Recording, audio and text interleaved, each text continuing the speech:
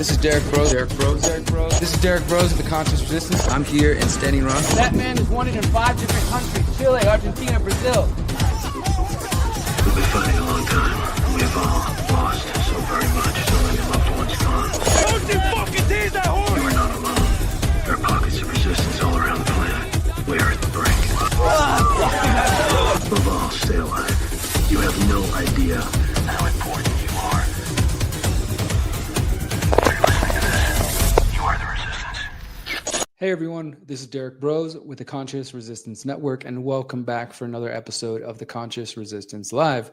It's been a few weeks since I've done a show. I've been behind the scenes working very hard on finishing my Pyramid of Power series. For those of you who follow me on social media, specifically Facebook, Telegram, Twitter, or even on YouTube where I post on the community page, or if you're on my email list, of course, which is the best place to keep up with my work, you've been getting these updates as I've been letting you guys know over the last 2 months. I've been writing the Pyramid of Power, and I've taken some time to stop doing podcasting and videos, although I've been releasing a lot of videos still, so I could get this done. And I'm so grateful to say that I am done with the Pyramid of Power, at least in terms of writing the entire script. And I'll talk more about that in just a second, but it's been a labor of love, to say the least. And so I've been working hard on that. Now I'm back for this show, and we're going to be getting back to regularly programming. But I do want to let you guys know a few things as we get into the show. First of all, I am going to be going on the road. So I'm here in Mexico, where I live most of the year, for about another week and a half, and then I'm headed back to Texas. And I will be headed to Vegas for the 2 reasons. I'm going to be going to the Bitcoin Vegas conference, namely to try to confront some people like David Sachs and other people, but also because Ross Ulbricht is now free and he's going to be there. And you guys know I reported on and covered the Silk Road trial since the very beginning. And I was at Ross's sentencing, and I kept in touch with his mother throughout the process, fighting for his release. So I'm going to go connect with him there, and I'm hoping to get an interview. We'll see. But also I'm going to be in Vegas to do an interview on a pretty big podcast that you guys will be seeing very soon. So stay tuned to that. And then that larger trip is part of going on tour. This is another thing I've shared about recently. Some of you may have seen. I'm going on tour with my music. You guys know I perform conscious hip hop under the name 33. Stay tuned for the end of the show if you want to see one of my music videos. And I'm getting the blessing to go on tour with my friend Presence, and then Dub FX, who's been a huge inspiration for me over the years. So I'm really excited to do that. So I'm home here for about a week, and then I'm headed to the States, and I will be there throughout the month of June, going to Vegas. Then we're going to be doing this tour in Salt Lake and Denver. And then in June, we'll be going up to Seattle and to Portland. And actually, let me go ahead and just pull this up real quick. If you want to find out the latest, just by chance, about some of the things I'm doing, I am going to be also doing a workshop, as you can see here, Exit and Build, How to Create the Better World We Know is Possible. I'll be doing a workshop for that. And then I will also be performing Taxation is Theft as part of my friend Presence's set. So this will be kind of one date out of the tour. I won't be doing a full set, but I will be doing a workshop. If you want to come hear me do a workshop about exit and build strategy, and then if you want to come check out all these amazing musicians and artists, it's going to be a good time. And yeah, you can find out more, by the way, if you're ever interested, you can go to theconsciousresistance.com/tour. That's the best place to find all of my upcoming dates. Like throughout the year, I update it whenever I have speaking events where people reach out to me and invite me to come speak various places. This is where it gets posted. So in case you're ever interested on where to get tickets or what events I'm doing in the coming year, that is where to check it out. Right now, I'm not doing so many speaking events because, well, I've been here in Mexico working on my land. And again, if you've been watching my content recently and you've been seeing my recent walk and talk where I shared all about what's going on in the land, that's really where my focus has been. So I'm not traveling too much this year, but I will be on the road for a few weeks here in the next coming weeks. Now, as I said, the Pyramid of Power is done in terms of writing, which, oh my God, this is one of the most challenging writing projects I've ever taken on. I did 16 parts of a documentary series, and then the 17th part is the conclusion, who or what is at the top of the pyramid. It's a pretty lofty ambition to do. I'm happy to say I did end up writing the script, finishing it, and it's all said and done. The crazy thing about it is, in the end, me and my editor, we looked over everything, and I wrote about 25,000 words, which turns out to be 3 hours plus, especially when you include all the interviews that we're going to be featuring. So we went to work at trying to shorten this to the best that we could. And honestly, that was kind of a tough process for me because I put so much of my heart and energy into this script that it felt like, nah, I don't want to cut anything.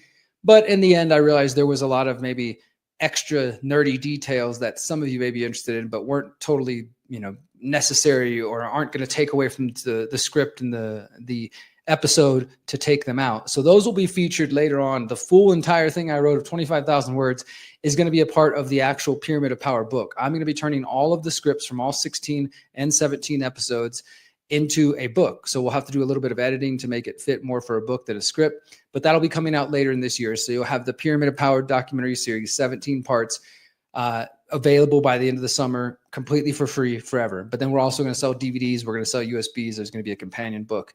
And yeah, I put in so much effort into just to try to map this out. I think I've shared this with some of you guys before, but I'll share again in a moment. We look at this final episode, what is the deep state? Okay, well, who is part of the deep state? We look at BlackRock, Vanguard, State Street. We look at the World Economic Forum. We look at the Club of Rome. We look at the Bilderberg Group.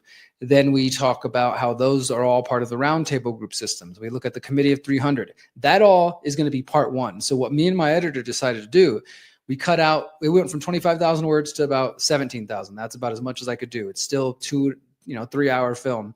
We're going to split it into 2 volumes. So part one is going to be what I just said, kind of intro. What is the deep state?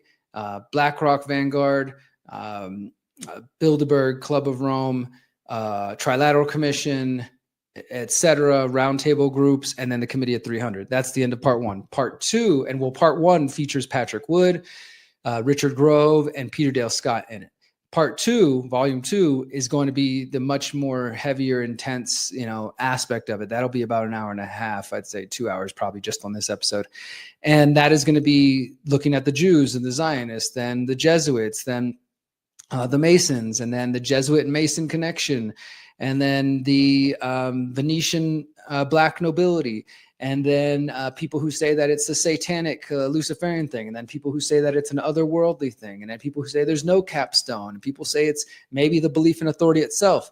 We're going to explore all those ideas plus solutions, and that's going to be volume 2, and that will feature David Icke, James Corbett, G. Edward Griffin, Adam Green, Mark Passio, Richard Grove again, Richard Spence, and I think that's about it. So lots of updates have come. And so needless to say, because of that, I know we've done crowdfunding already in the past months, but now we're doing more crowdfunding because in order for us to make this the biggest episode, if you have been following me on social media, I've been asking people, hey guys, should I cut it down to just be 45 minutes or 1 hour? People are like, don't cut it. Do the biggest, longest, best episode you can do, which I totally get. But I just try to remind people that my whole original intention with the Pyramid of Power was to reach people, was for this to be a tool for you to use to reach friends and family. So I know some of you hardcore conspiracy theorists will watch it, whether it's 10 hours long, but that's not how we're going to get your family and friends to watch it. So we're splitting into 2 parts. It's still going to be a 3-hour film altogether. So with all that said, if you are able to,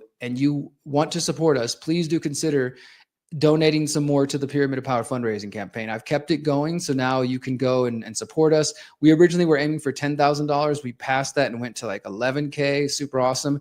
And in just the last few days, we've been getting more and more donations because basically my editor told me he could do this big episode if we wanted to go all out, but he was going to need a little bit more money. So I'm happy to do that.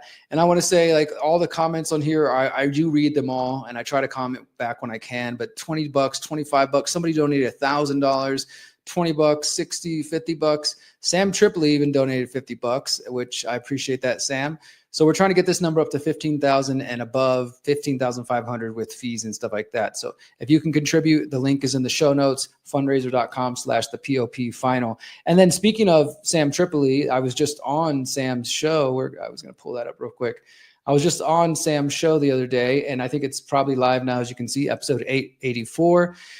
With that big all seeing eye called The Pyramid of Power with Derrick Broze. And this is us talking about the Pyramid of Power series. Sam, we went deep. We talked for a couple hours and got to talk about all kinds of topics, but obviously we talked about the Pyramid of Power itself, and you can check that out. And so thank you, Sam, for supporting and for inviting me on the show. Hope you guys will enjoy that one. Again, fundraiser.com/POP final. And then finally, if you want to stay tuned with all my work, the best place to do that is to subscribe to our email newsletter at theconsciousresistance.com, where we've just been, besides all the work I've just been saying, I've been doing on the Pyramid of Power, we have been dropping all kinds of good content as we always do, including a recent documentary on my life called The Conscious Resistance Mini Documentary, a new conversation with Carrie Wedler about debunking status myths and healing yourself, what really happened to the 2023 Maui fires, and then the walk and talk and recent interview about the Real ID on breaking points. Anyways, lots of good stuff, guys. I hope you will check it all out. I do appreciate it. Let's go ahead. Without further ado, let's jump into our first story of the day. And this is going to pick up on a couple of articles I've written recently at The Last American Vagabond, of course, which is where I contribute weekly articles. And this is a thread, I feel like, honestly, and I need to make a post about this to make it easier to digest, but I feel like since the 2024 election and really before that, there's been about probably 10 articles at this point that I've written that are kind of a series of articles. Like, they're all not specifically, on the same topic, but they're interrelated, and they're about the technocrats and they're about the Trump administration. So I wrote one a while back about Elon Musk and the Starshield program, the satellite program, spy satellite program that SpaceX is helping do. I did the Zionist versus technocrats election 2024. That one was telling people ahead of time what we should expect from either candidate. And here we are. Trump is a Zionist, listening to technocrats, surrounded by technocrats and Zionists. And then I also did an article called Meet the Peter Thiel Acolytes in the Second Trump Administration. I did an article about Meet the Man Who Influenced Peter Thiel, about Curtis Yarvin. And then I did an article about Doge and the efficiency movement, which preceded the technocracy movement. These are all kind of building up on a theme, and I would place these two articles in that theme. This newest one is called Welcome to the Palantir World Order. It's actually about 2 weeks old, so if you haven't seen it, go read it ASAP. I've been wanting to write this one for a while, and unfortunately, as time has gone on, it has just become easier to write it because there's just literally so much Palantir incest going on with the Trump administration. As Palantir stock rises and their profile in the second Trump administration is cemented, it's becoming clear we are living in the Palantir world order. How does a company with CIA ties, yes, Palantir was helped and started by the CIA, and 2 steering committee members of the secretive Bilderberg Group as founders end up in the White House? That's Alex Karp and Peter Thiel, who are steering committee members of the Bilderberg Group. This question should be on the minds of every free-thinking person, regardless of political affiliation or lack thereof. The answer to this question cuts to the heart of understanding the future direction of the American experiment and the impact it will have on the rest of the world. Starting in 2019, I began warning that we are witnessing the creation of a technocratic state with big tech CEOs amassing exorbitant wealth and unfathomable data about the world. This collection of financial wealth and data has allowed these technocrats to gain power equivalent to many nations and beyond that of smaller nations. Palantir is a perfect example of the merging of corporate and state power. They were founded by Peter Thiel and Alex Karp long before they were made steering committee members of the Bilderberg Group. Karp and Thiel launched Palantir with seed funding from the CIA's venture capital firm Enquetel. The CIA aimed to use Palantir to relaunch the post-9/11 controversial program known as Total Information Awareness, or TIA, which was shut down because of public outcry in the post-9/11 world. However, after that, Peter Thiel and Karp started meeting with intelligence officials, which helped them develop Palantir, so Palantir could do privately, quote unquote privately, because it's basically a government corporation, what the government could not get permission to do publicly by the American people. Over the last 120 days, it has become clear that Palantir is all up in there, and they are now, along with Elon Musk, the U.S. government's new favorite military-industrial complex contractor of choice. And I just go through a few things here. I'm not going to read this whole article. I'll get to some important pieces. But you got the SpaceX Palantir Golden Dome over America. Did you know that? That Elon Musk, SpaceX, and Palantir and Anduril Industries, which is another Peter Thiel organization, have said that they're going to contract with the Trump administration to build the Golden Dome missile defense shield. This is supposed to be like Israel's Iron Dome, but it's the Golden Dome in America because it's the golden age. Trump has called for America to have a, quote, dome defense system similar to that of Israel's. Anduril was founded by Trump donor Palmer Luckey with funding from Palantir CEO Peter Thiel. So 3 companies meeting together, talking to the Trump officials about building and launching between 400 and 1,000 satellites that detect missiles and track their movements. This would be combined with 200 attack satellites with missiles and lasers to bring down enemy missiles. Despite these sources telling Reuters that the SpaceX group is not expected to be involved in the weaponization of satellites, as I said earlier, you can look at my recent reporting or from a couple months ago about the Starshield program, which absolutely shows that this is about weaponization of satellites and that privacy is pretty much all but gone. And this is Not really surprising because, as I previously reported, in 2024, Palantir, Anduril, SpaceX, and OpenAI announced that they were partnering together on U.S. military contracts. And they are trying to basically replace the old guard of the military industrial complex. That would be Lockheed, Raytheon, Boeing, companies like that.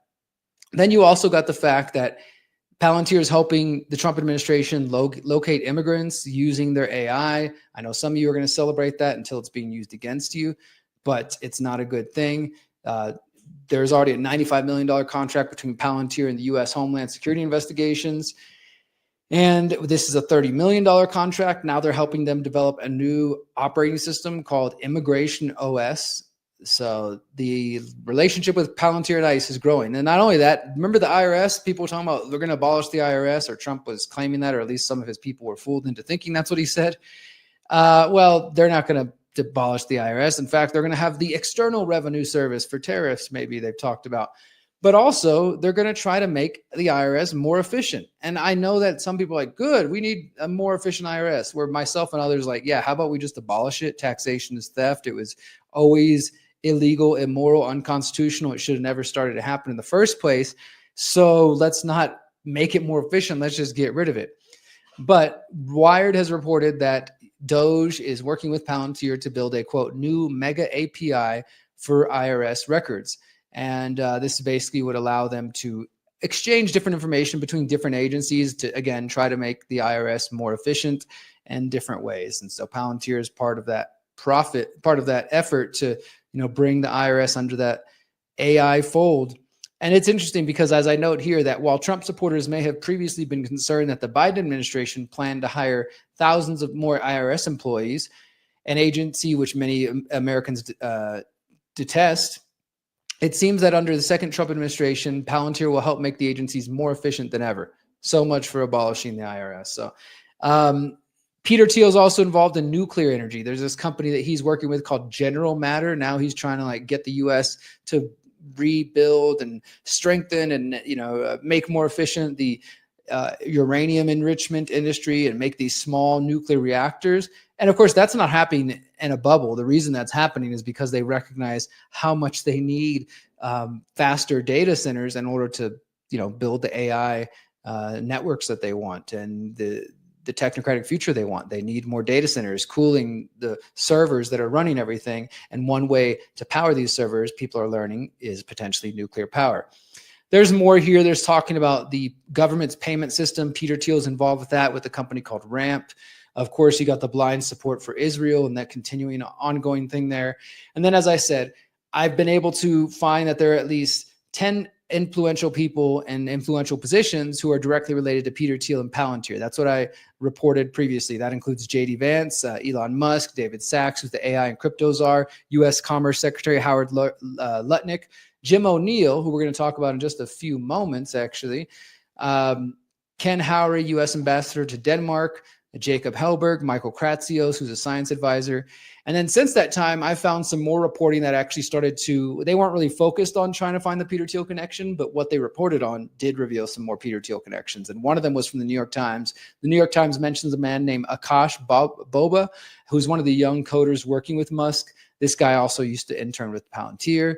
Then you got Business Insider talking about a Doge employee working at NASA. And they said that this employee, 26-year-old Riley Sennett, was listed as a senior advisor in an internal NASA directory. And he basically left his calendar, his Google Calendar, public, so they were able to check out a lot of his meetings.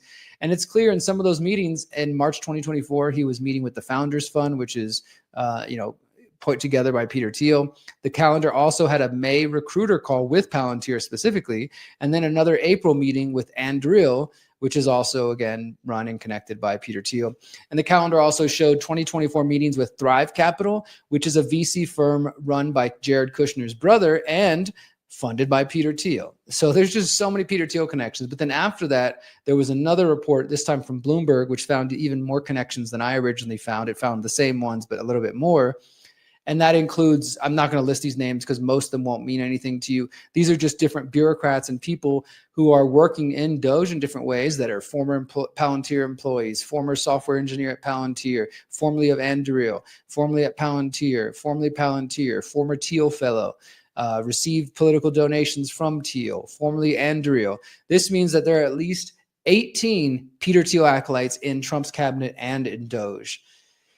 So that is why I call this article the Palantir World Order. So I'm just going to read you guys this last section, and we'll look at one more article related to Palantir and Peter Thiel. We're going to talk about Jim O'Neill as well. So let's go back to my original question. How does a company with CIA ties and 2 steering committee members of the secretive Bilderberg Group as founders end up in the White House? This is no small curiosity. We are witnessing the MAGA movement, which largely believes it is the resistance to the global elite, capitulate and make excuses as Trump stocks his cabinet with members and attendees of the Bilderberg Group, the World Economic Forum, and the World Economic Forum's Young Global Leaders Program. The Bilderberg attendees who meet in secret every May are the representatives of the true ruling class. The fact that 2 members of the steering committee of the Bilderberg Group, Peter Thiel and Alex Karp, are running Palantir and collecting an increasing number of military-industrial complex contracts is a clear sign that Trump is not fighting the deep state. That Palantir is now even further integrated to the U.S. government via Trump should alarm all Americans. It should also alarm residents of nations around the world who value privacy and individual liberty. And in fact, recently a Palantir employee, he came forward and spoke kind of his concerns. He said, quote, "We're at the brink of using these technologies potentially to run our government, to run our battlefields and our personal lives. Using artificial intelligence as a sort of panacea solution across our federal departments, and especially when they're again wielded by people with a very distinct agenda, it puts everyone at risk." And what is that agenda? The agenda promoted by Peter Thiel, Elon Musk, and Alex Karp and their friends in the Trump administration is not America first. It is not about individual liberty, freedom of speech, and freedom from invasive technologies. It is an anti-human technological progress at all costs, technocratic agenda, which will result in the end of human liberty if we do not resist. And how does this happen? It happens because many of you out there just keep putting your faith in politicians and thinking that if you vote for one evil over the other, you're going to get something other than evil. Or if you vote for one Zionist over the other, it might be slightly better. And sure, you could keep trying to make those arguments, but meanwhile, the pieces of individual liberty and the Constitution, for whatever it's worth, are being chipped away at, and we're moving closer and closer to the technocratic world order while you scream, "At least it's not Kamala, at least it's not Kamala." One other one on this, my more recent article, Palantir partners with NATO on the controversial AI project Maven. You guys may remember Project Maven from a couple of years ago. This was a project by the Department of Defense and Google originally, who was helping AI, working with AI, and they were using it for drones and things like that. There was a big walkout of Google employees in 2018, and Google actually stepped away. Palantir stepped in, and they were happy to step in. And so they've worked on it since then. And now NATO, not just the US government, but NATO, the North American Treaty Organization, or the North American Terrorist Organization, depending on your flavor, is now working with Palantir to acquire the Maven smart system as part of NATO's effort to complete a digital transformation. And this is just more Peter Thiel, Alex Karp connections here, there, and I'm not going to read that one to you, but both of those will be in the show notes. Now, before we go into our next story in just a moment, I do want to pause here to say that I mentioned Jim O'Neill, and Jim O'Neill is one of these Thiel Foundation fellows who's worked with Peter Thiel. He's there now. He was nominated by Trump when I first wrote those as the Deputy Secretary of the HHS, and of course, HHS is where Robert F. Kennedy serves. Well, now, as of, I think, just last week, let me see. Did it not load? Let me see real quick. So he was nominated, and now he has been confirmed as of just last week. And I just want to show you guys a quick clip. Again, this guy's got numerous Peter Thiel connections, and he is right under RFK as deputy secretary. But people like myself and Whitney Webb, who wrote a big expose on him a couple months ago, have been warning that this guy might have been put there in place to sort of keep an eye on RFK. And I think RFK is a big, disappointment in a lot of different ways. Some people are pointing to positive things like placebo trials they're calling for, discussions on autism and stuff like that. But they're also still out there recommending the measles shots. I've been sharing that on social media.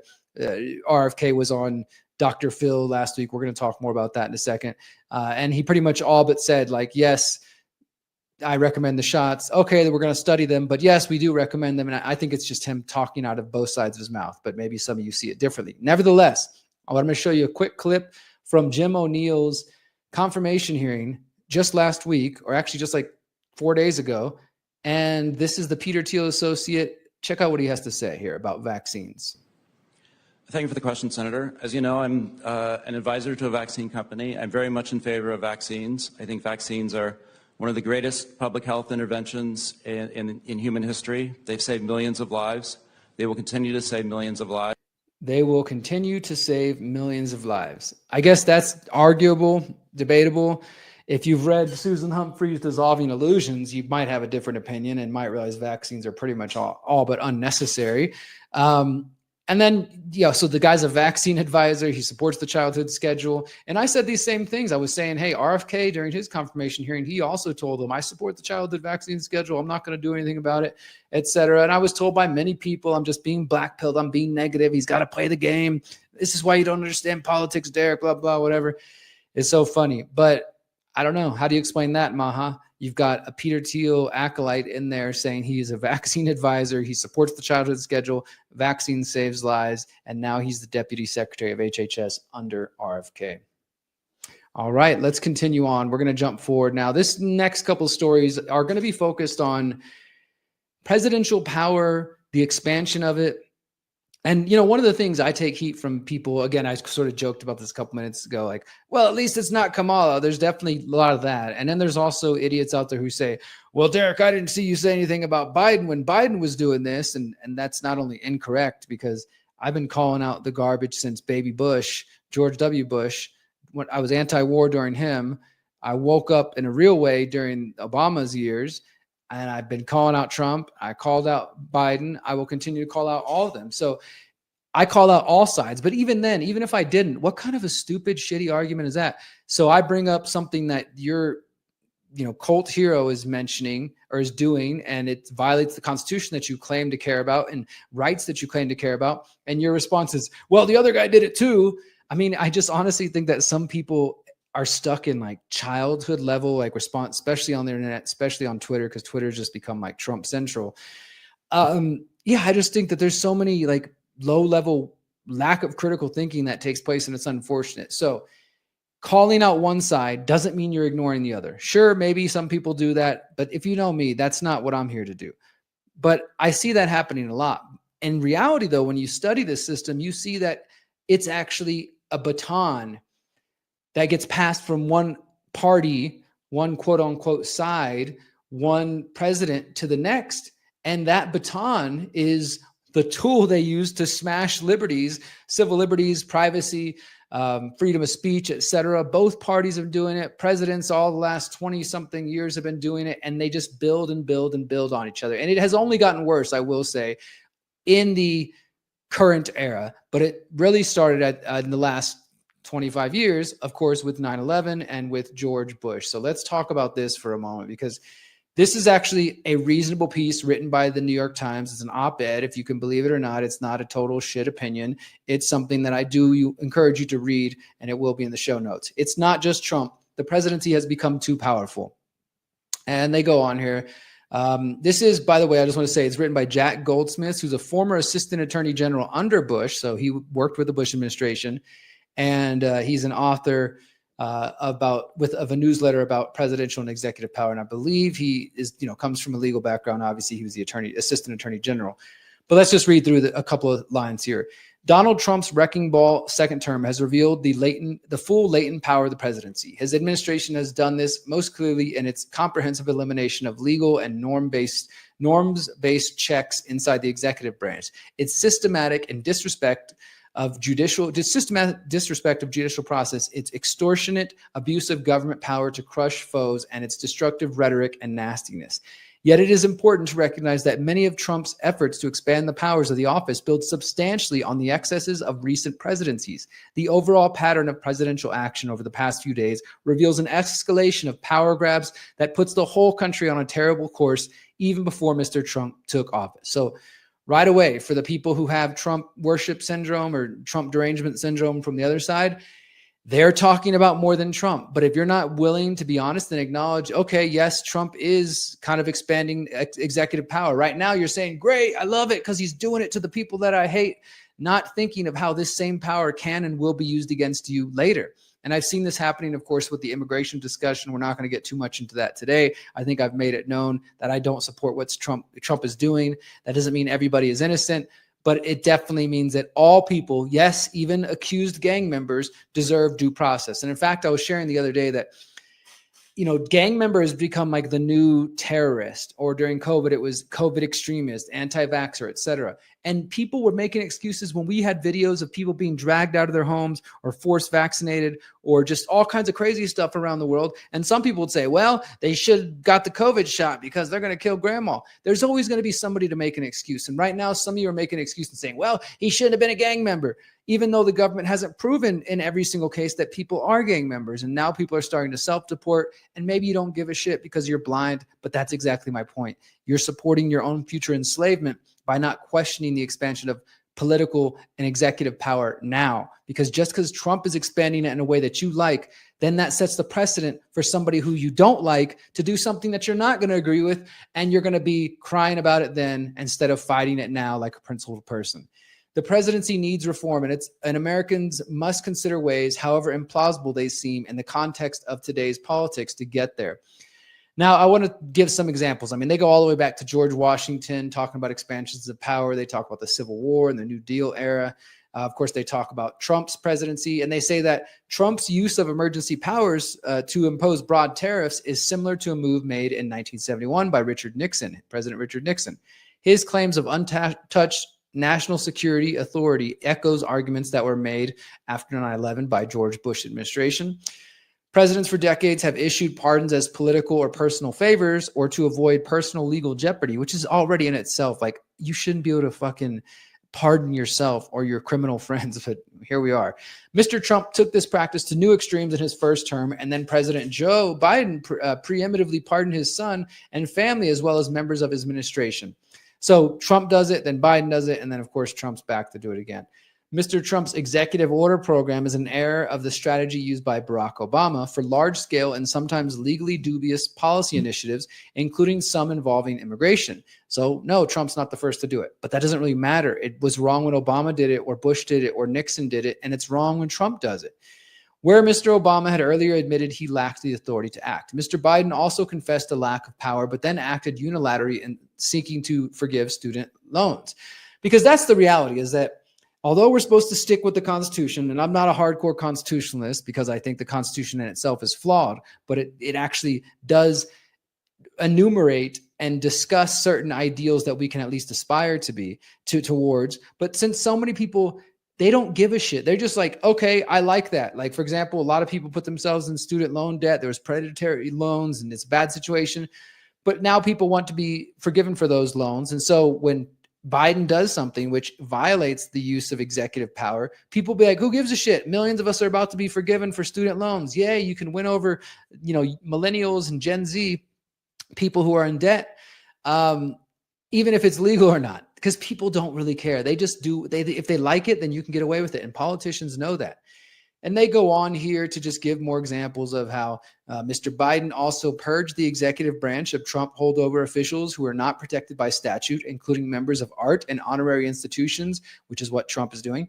The Biden administration's defense of these firings resulted in judicial precedents that Mr. Trump is now wielding to clean house on an even broader scale. You see how it just builds and builds and builds? Trump administration has also built on past presidencies and not enforcing federal law. For example, in letting TikTok live on despite a congressional ban. This practice finds its modern roots in the Obama administration, which asserted broad non-enforcement discretion in high-profile cases involving immigration, cannabis, and Obamacare, and in effect changing the meaning of those laws. So basically what they're saying is that the Obama administration, like we had sanctuary cities, and so the Obama administration instructed their ICE agencies and their Border Patrol to not be very aggressive and to kind of back off and leave people alone, even though that's legally their job.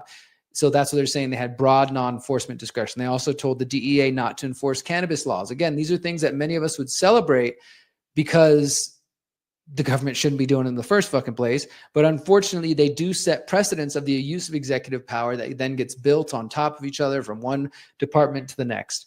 So we'll just read a couple more here. The same goes for government reshaping of educational institutions. The Obama administration legally dubious threats to yank federal funds from university to induce major changes to their rules on sexual assault and harassment. This is similar to Trump administration's attack on universities for alleged anti-Semitism and ideological capture, which are using the same logic, although they're being way more heavy-handed. And I've been reporting on this through social media that they're really trying to put pressure on law firms and encouraging them to give them pro bono work or face fines, since they, Trump was claiming these law firms were going after him for lawfare. So now we got to do the same thing and use lawfare to go back after them.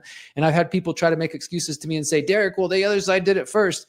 And it just seems like, again, low level childish thinking. Did your fucking parents not teach you that two wrongs don't make a right? I mean, it just seems like that's the level, like we're, all right, I digress.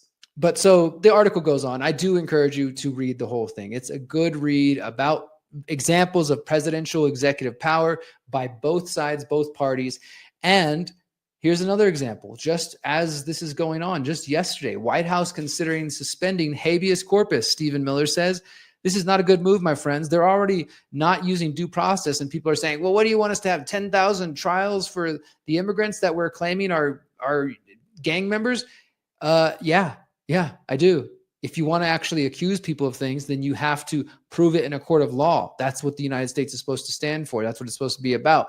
Obviously, it hasn't been that way completely for all people since the beginning, and there's always been exceptions. But through what we were just talking about, the way that the different sides chip away at the liberties of the United States and just human, in general, human freedoms, the natural freedom that we are guaranteed by our Creator, as they chip that away from Bush to Clinton and to Obama, everybody, back and forth, the next person uses it and the next person uses it, and bit by bit they get to keep blaming each other when they're both actually contributing to the problem.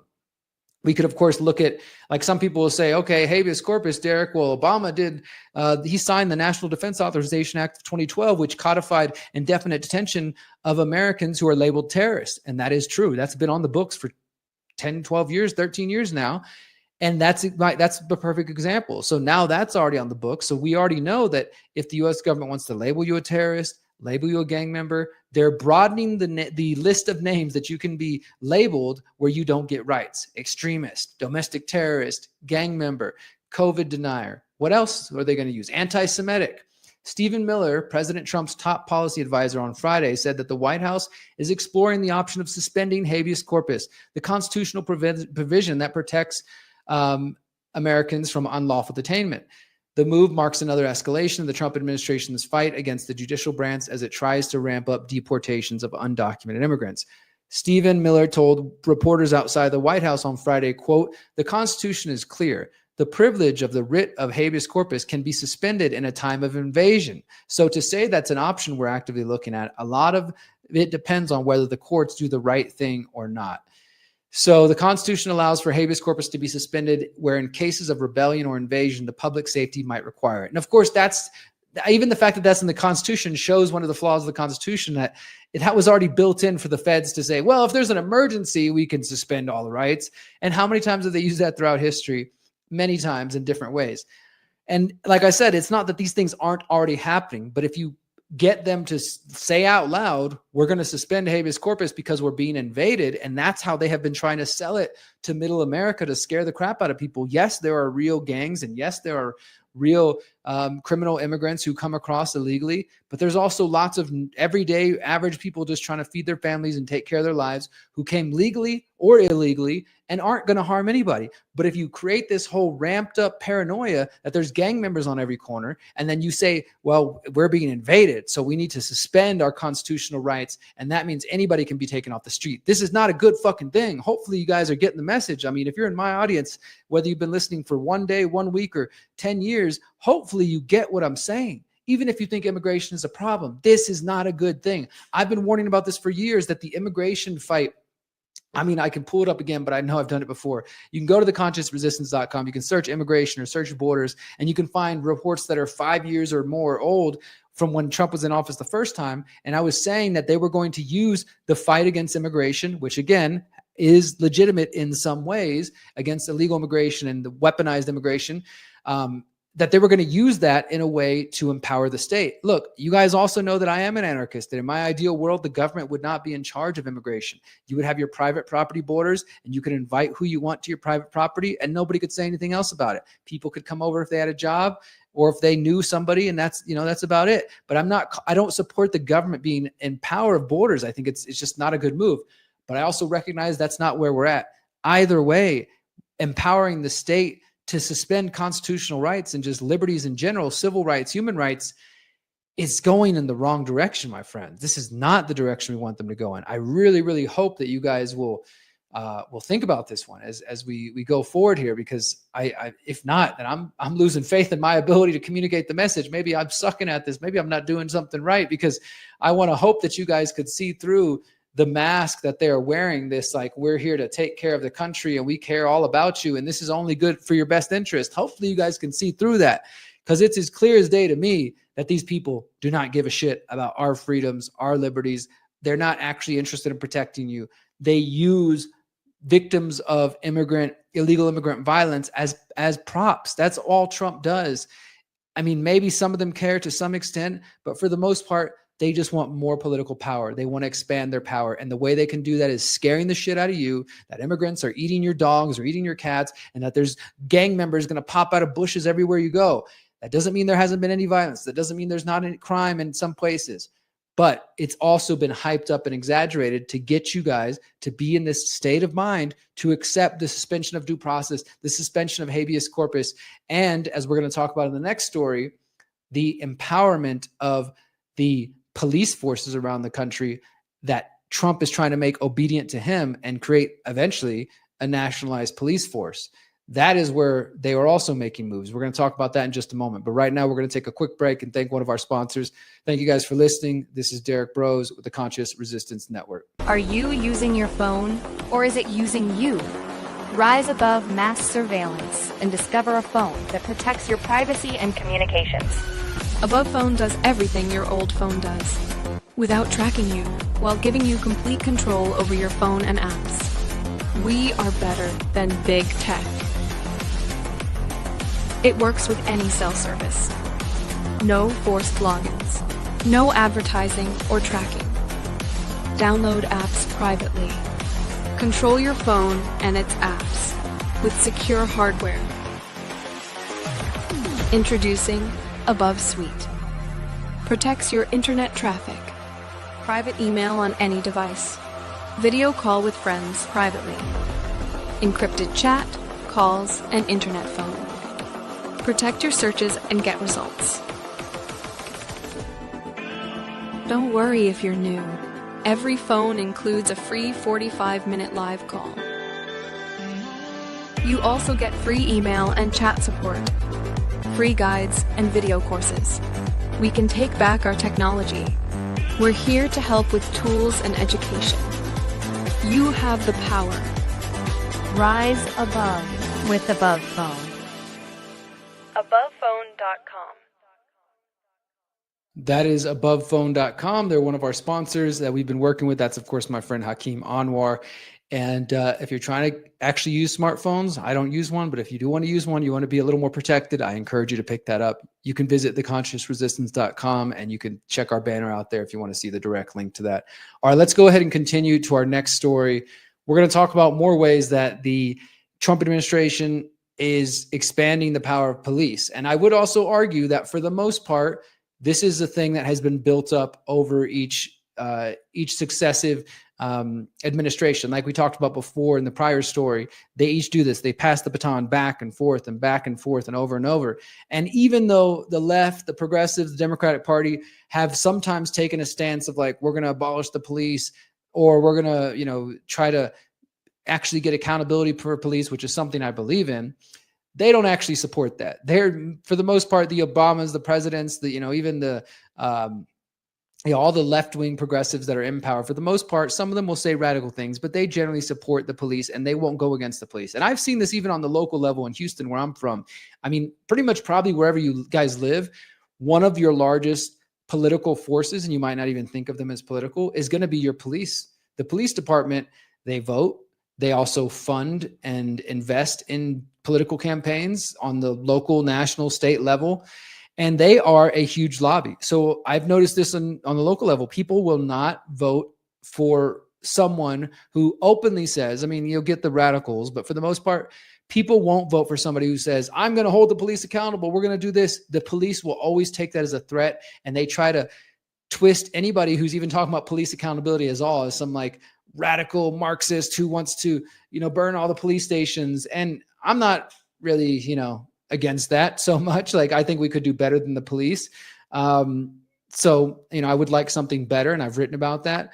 But in general, we at least need accountability. We need accountability. We need sensible policies if we're going to have police.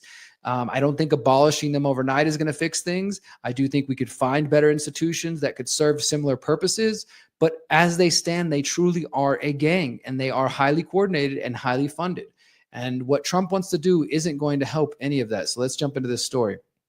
All right. So this one is coming from the Free Thought Project. Shout out to our friends over at the Free Thought Project. Matt and Jason.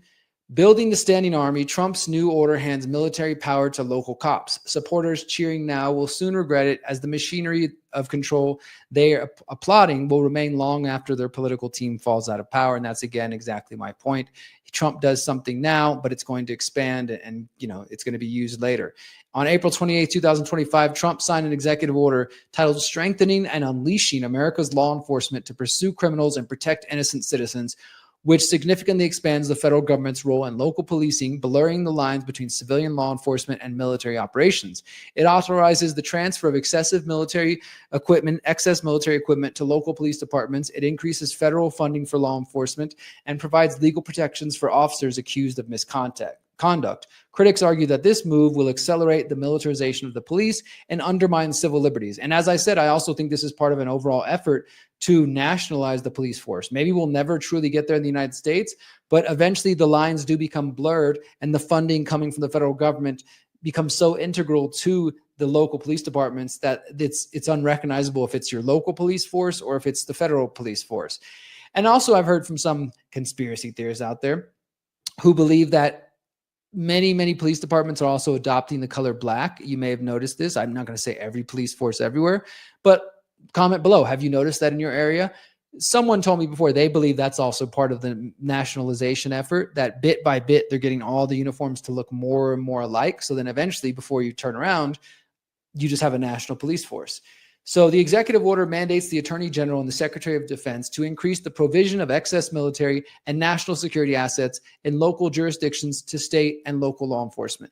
This includes military-grade weapons, vehicles, and surveillance equipment, effectively turning local police forces into paramilitary units. Such measures raise concerns about the erosion of the Posse Comitatus Act, which prohibits the use of the military for domestic law enforcement.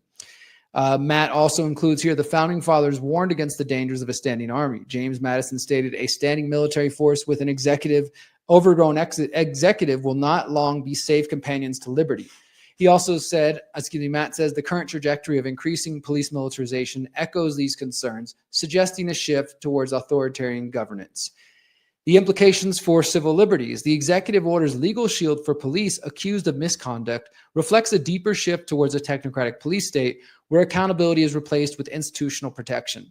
By establishing federal mechanisms to legally defend officers and encouraging the prosecution of local officials who push back against federal policing priorities, the order elevates enforcement above civil oversight.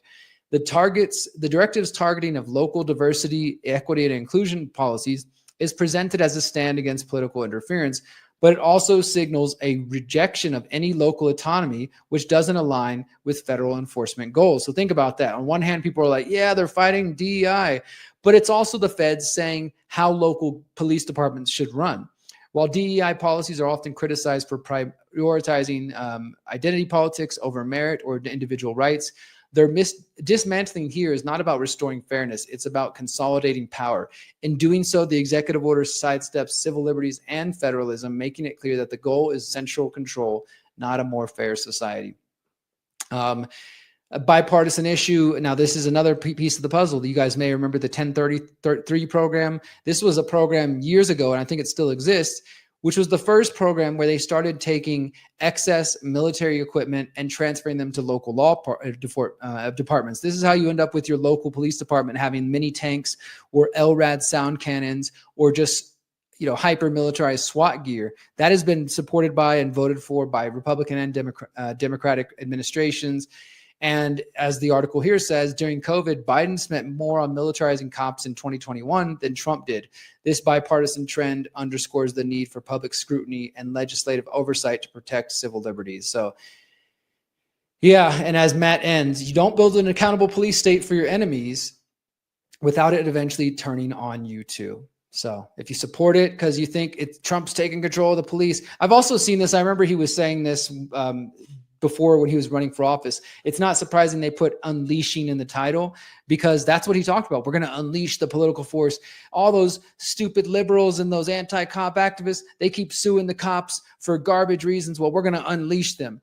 And sure, there may be some bullshit lawsuits out there against cops. I mean, maybe, I don't know. But overall, though, it's just Trump, like I said, standing for and defending that police lobby and saying, we're going to protect you so you can get away with shooting people, raping them, beating them, harming them. Yes, these are all things that police have been caught and got away with, or they just get moved, much like the abuse when it happens in the Catholic Church and elsewhere. They just move them from one church to another in a different country.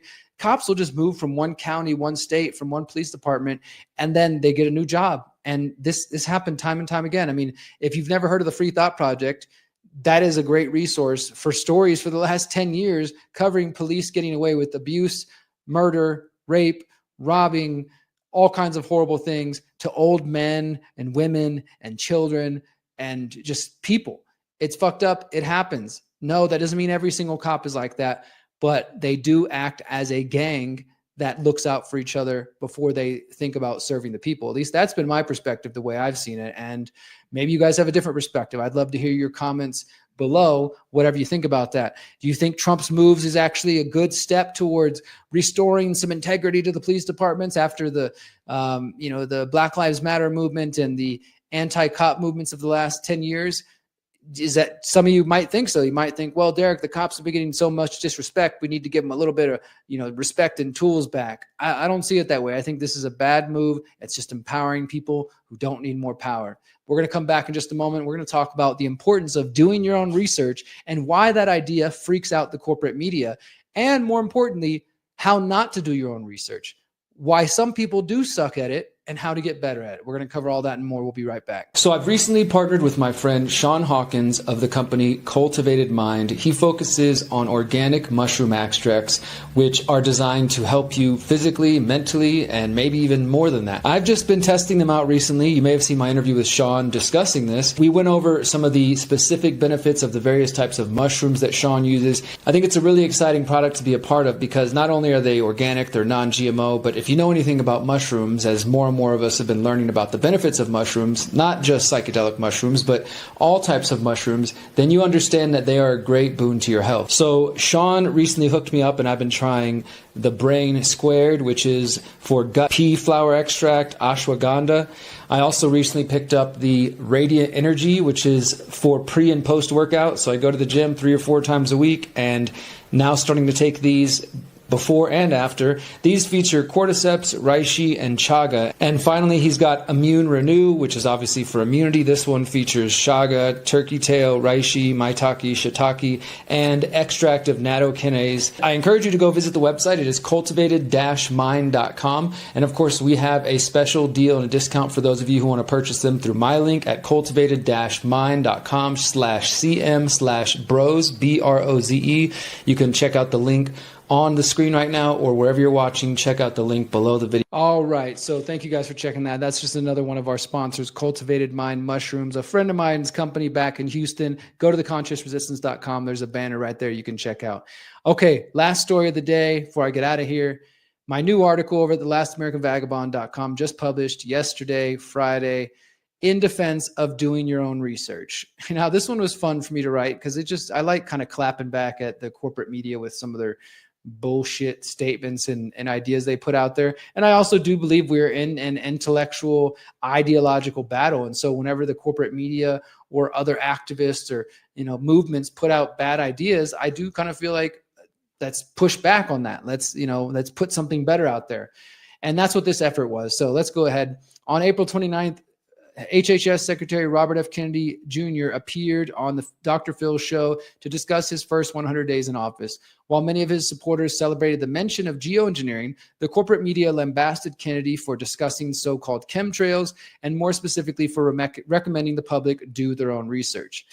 And this is what Kennedy said to Dr. Phil. Quote, "We live in a democracy, and part of the responsibility of being a parent is to do your own research. You research the baby stroller, you research the foods that you're getting, and you need to research the medicines that they're taking as well."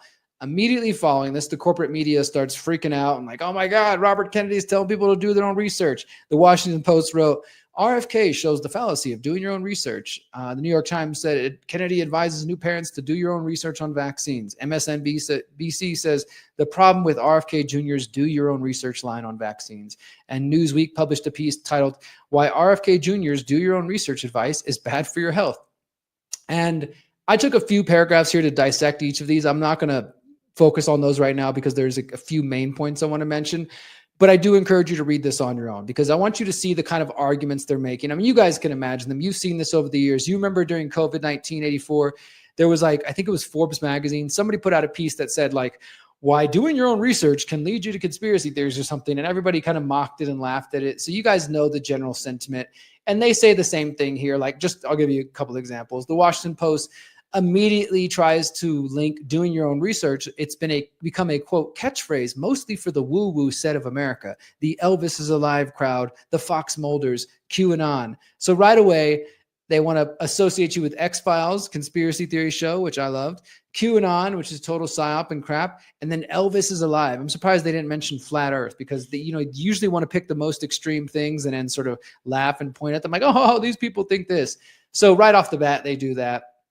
Then they get to the point where they're basically this lady says, doing your own research is an insidious phrase, which sounds objectively neutral, but it's actually based on a shared understanding that the official story is suspect. Well, no shit. People don't trust the institutions anymore. And I've argued for a while now, and some of you heard me say this, that I think that was done by design. The systems are being corrupted and broken. They want there to be a lack of trust so they can remake the systems. Go back to Bilderberg 2017, and one of their topics that they released publicly was the post-truth world.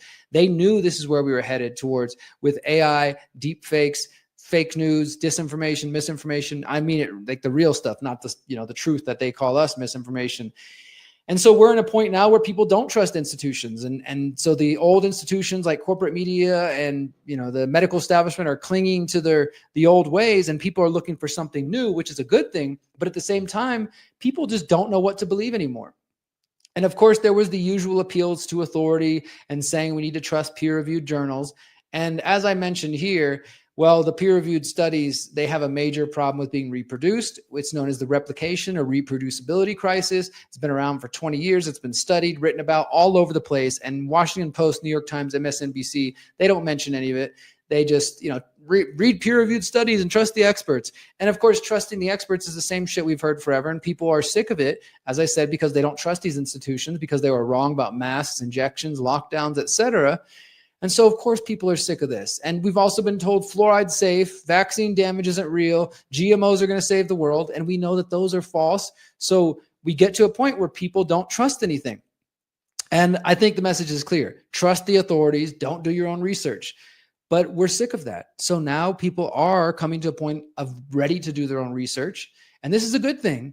But there are indeed problems with doing your own research. So let's go ahead and talk about this. This is the fun part. Hopefully this will trigger a few of you and lead you to doing better research or just having some reflection, because that's what it's intended to do.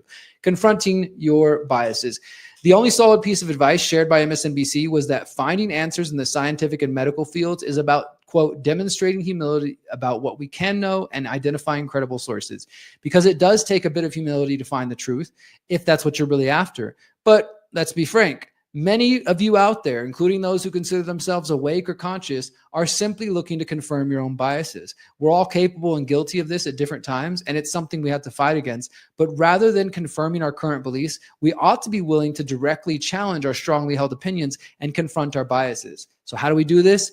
You start by reading and listening to opposing viewpoints. And this means, yes, reading some mainstream corporate media, watching mainstream news reports, video reports, or watching podcasts, even if they're not mainstream, that have opinions that you're more than likely going to disagree with, or that they start out with the premise that you don't agree with. I'm not saying subject yourself to every bit of propaganda out there, but if you are trying to say, become an expert in a specific topic, a field of research, or even just one specific incident, then you should probably read up as much and watch and listen to as much about that topic as possible to at least understand all the other arguments. Because at the end of the day, the more better you understand somebody else's argument, then you better understand your own. At least that's how I've always felt. And sometimes you might realize, okay, you know what? They're kind of right in this one area, but they're not right about all this other stuff. But now I understand this thing a little bit better. And I also understand how to better defend my own arguments because I understand what they believe.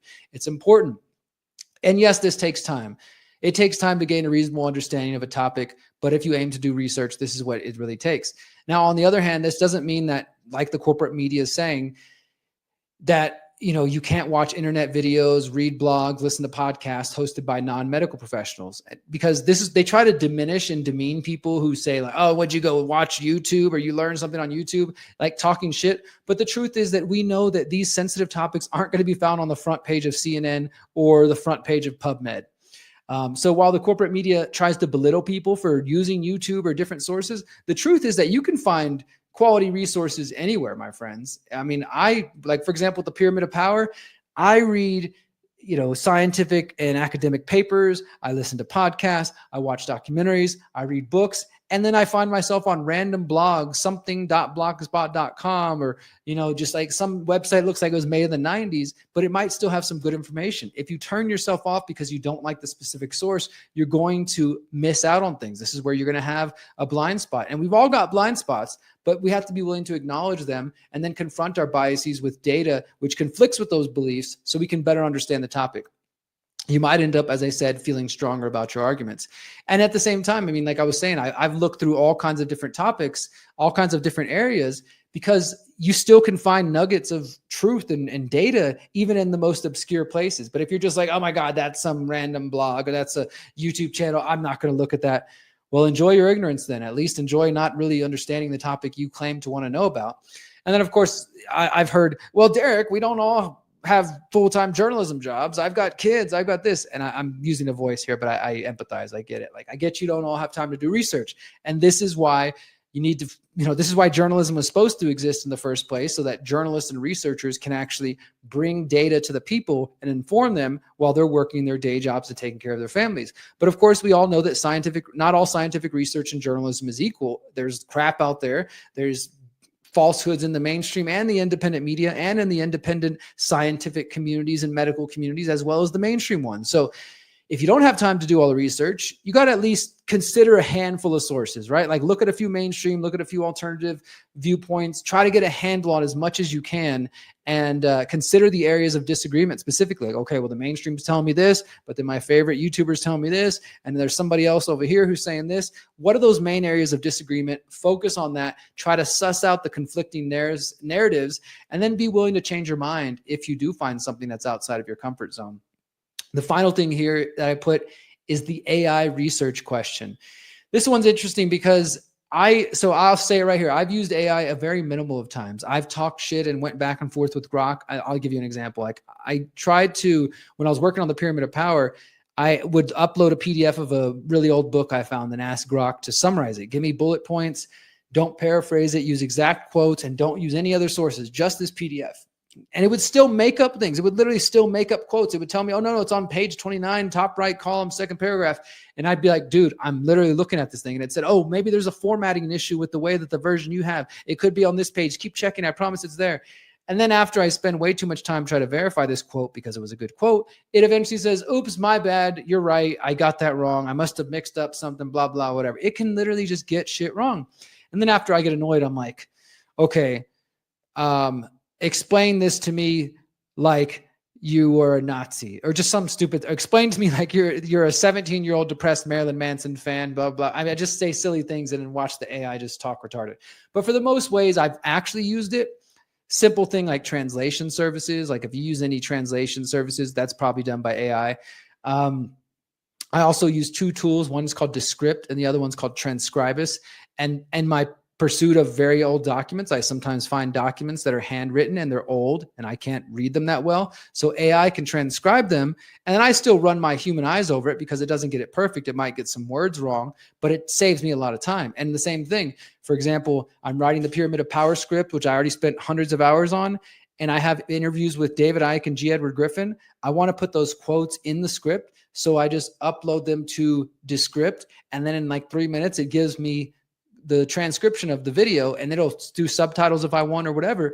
And then I just copy and paste that. So it's little things. It's just, for me, it's like, it's kind of logistical things. It's basic, but I've seen other people out there I've met who honestly are doing some really interesting things. Like, not that I will do these, but it's just interesting. Like a gentleman, Miriam, and I met a while back in Costa Rica, who told us that he was actually using AI to help him see his blind spots. Like he fed this AI chatbot, I can't remember which one he was using, like his whole bio, his education, his interest, his next 5-year game plan, life plan, so many different things about himself, and then told him, now tell me where my blind spots are. And he's like fed it so much information that this thing is really able to help him. Like this guy is trying to use it for like a spiritual personal development tool. I know some of you would be like, oh, technology that feels so anti-spiritual or whatever. That may be true, but I mean, I think there's an argument to say that humans, we're divine, we're creating things. That doesn't mean we're God, but we created it, etc. Anyways, I thought that was really interesting, but I don't do any of those things. My use of AI is very, very minimal. I don't use AI to write my articles. I don't use AI to research my things. I've used it, like I said, to kind of summarize some documents, and even then it can be wrong. It can suck. So what I have noticed is that more and more people, especially on Twitter, are using Grok, which is their AI chatbot. And let's say I post something, somebody will just come below and say, @Grok, is this true? And then the freaking AI pops in and gives them an answer. And some people are like, oh, okay, well, Grok said it's true, so it must be true. Or Grok says it's fake, so it must be fake. And that's just, I mean, that's where they're at. That's scary to me that we're already at that point that some people are literally just already relying on the AI, just in the same way many people already rely on Google Maps or GPS and they don't even know how to get around their own neighborhood. So for this final part of this article, I was writing about this, the AI research question. And this is going to be different for each person. I'm not saying you're a bad person if you're using AI for research. I'm just saying I'm trying to stay human, and I think it's a tool. It could be useful, but I'm not going to depend on it.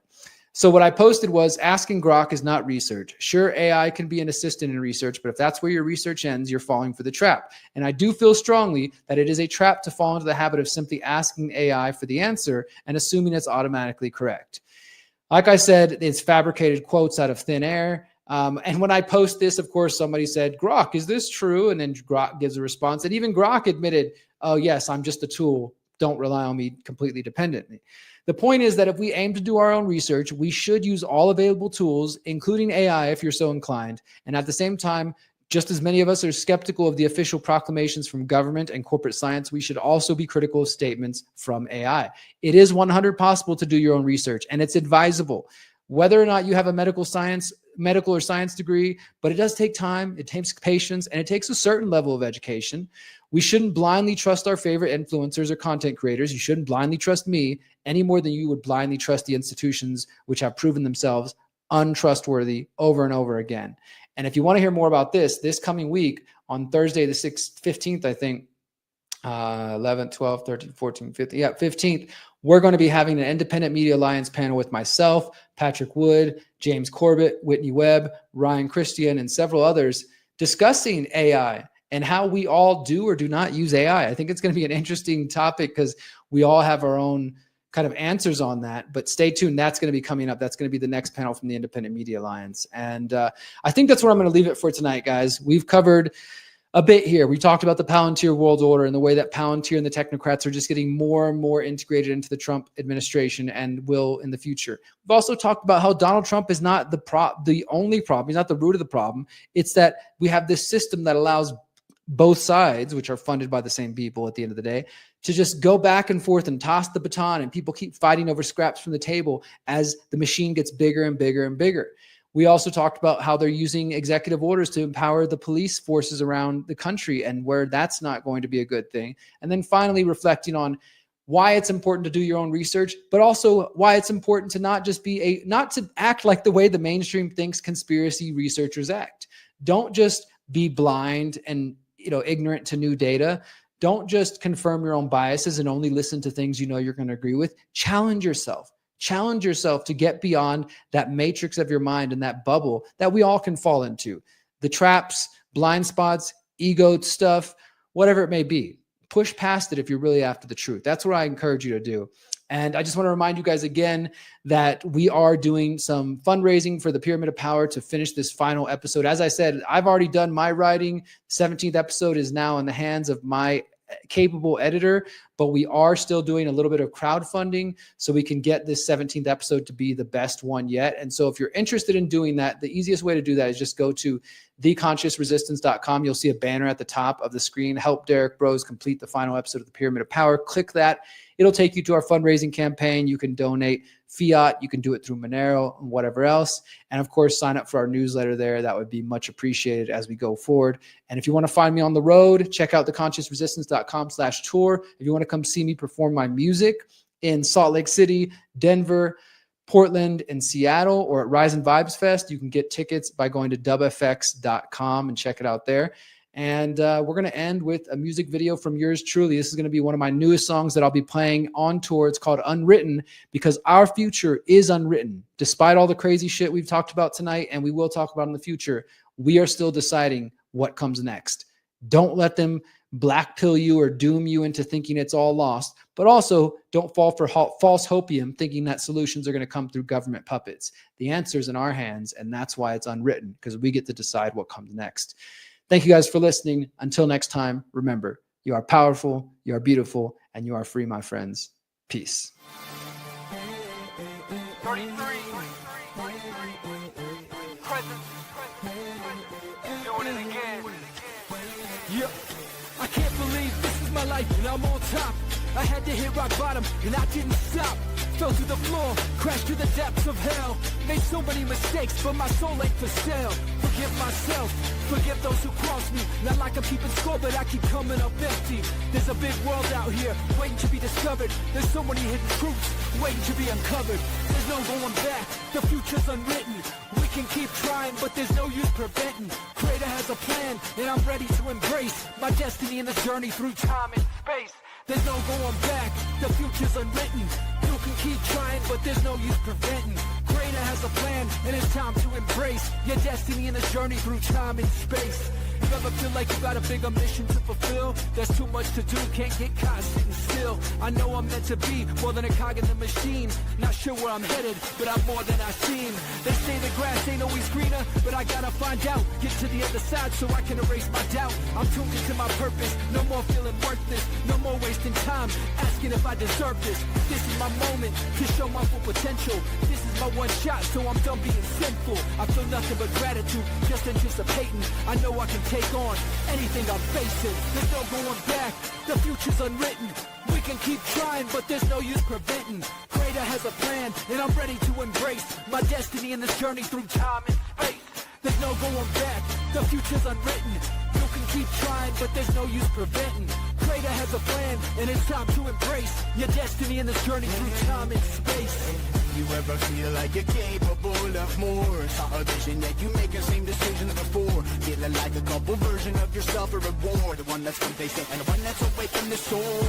Yeah, highest priority life force. Only giving my body what it was designed for. Higher dimensional consciousness, I know I got to explore. Higher priority is a cleaner piece I got to restore. All the bullshit on the bench, from the fearful to the fake news. With the clickbait for the most views, gonna distract from the real you. Gotta break the cycle of attachment addiction. And the story now it remains unwritten. There's no going back, the future's unwritten. We can keep trying, but there's no use preventing.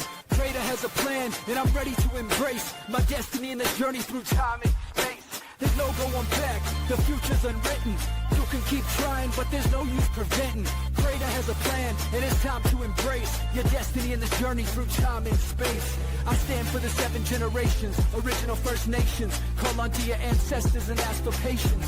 Can't stop climbing in the face of these obstacles. The truth's within each of us like the Gnostic Gospels. And yes, it's true that time is running low, but we determine our future with the seeds we sow.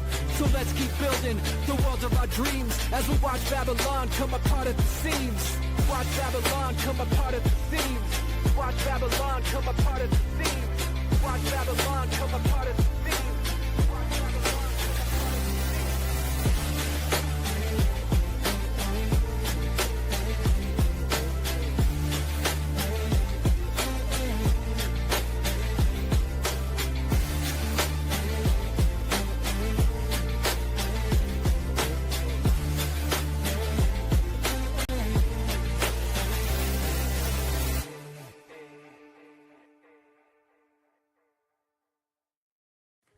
Since 2012, the Conscious Resistance Network has been an independent media organization focused on empowering individuals through education, philosophy, health, and community organizing. We work to create a world where corporate and state power do not rule over the lives of free human beings. Our motto is leading by example and helping others in their pursuit of freedom. Visit theconsciousresistance.com to find our articles, documentaries, interviews, podcasts, books, and more. Remember, you are powerful, you are beautiful, and you are free.